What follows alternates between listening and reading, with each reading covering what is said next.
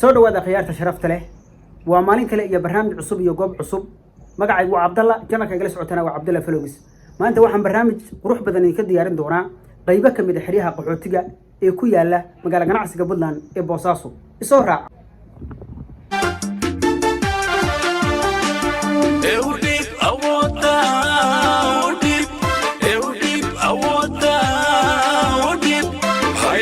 la sugayo waxa dhimanaya hoy dhigaagi weey haystiga la sugayo waxa dhimanaya hoy dhigaagi weey ku soo dhawaada barnaamij gaar ah oo aan idinka diyaarin doono qaybo kamid ah xiriyaha qaxootiga Boosaaso magaalada ganacsiga Puntland waxa ku yaala xiriyo qaxooti kuwaasoo inta badan aan haysan kaabayaasha nolosha asaasiga mawduuceena maanta iyo booqashadii qayb kamid ah qaxootiga waxaan diiradda ku saari doonaa cilbiyood cusub من خالد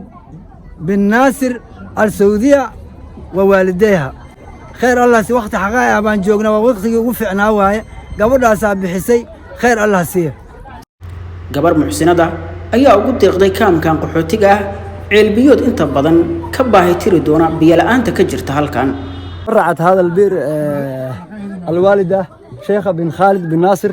السويدي ووالديها نسأل الله لها العفو والعافية في الدارين وأن يجزيها الله بهذا الخير وهذا التبرع الذي جاء في وقته المناسب سعر برركا أبارها هو كفلان الآن كل بوامد سامين توصن كل شيء بهوين تمعنستي إني دقان بركة بوساسو أي خير هسيه قبل ناس أيها نقول صدقيستي ماشي كسب بحسي wax khayr qab ilaahay ugu bedelo maalka Allah u barakeeyo caruurta Allah u barakeeyo ilaahay idinkiis gabadha saamarta nagu sadaqaysatay waana mahadsantahay badda cas iyo inta ku teedsan dhamaan xilligan oo kale waa laga xagaa baxaa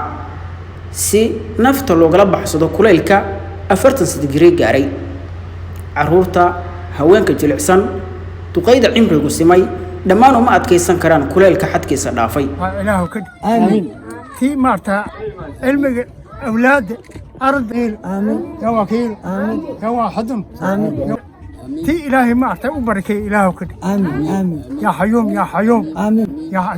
حيوم آمين يا مقام آمين يا صبور آمين يا واسع آمين يا ولي آمين يا وهاب آمين يا قهار آمين balse haddaadan haysan lacagta gaadiidku gaarsiin lahaa meelaha qabow ama ay gabaabsi kugu tahay maareynta nolosha qoyska kama baxaysid كل الكبد عص يجزيها الله بهذا الخير وهذا التبرع هذا البير جاء في وقت خاص بالجفاف والقحط ما لا نشكوه إلى الله سبحانه وتعالى الله يجعلها في ميزان حسناته هذا البير وهذا الماء وهذا التبرع وهذا الخير ونسأل الله سبحانه وتعالى أن يجزيها بخير وأن يعوضها وأن يجزيها في الجنة الفردوس الأعلى والسلام عليكم ورحمة الله وبركاته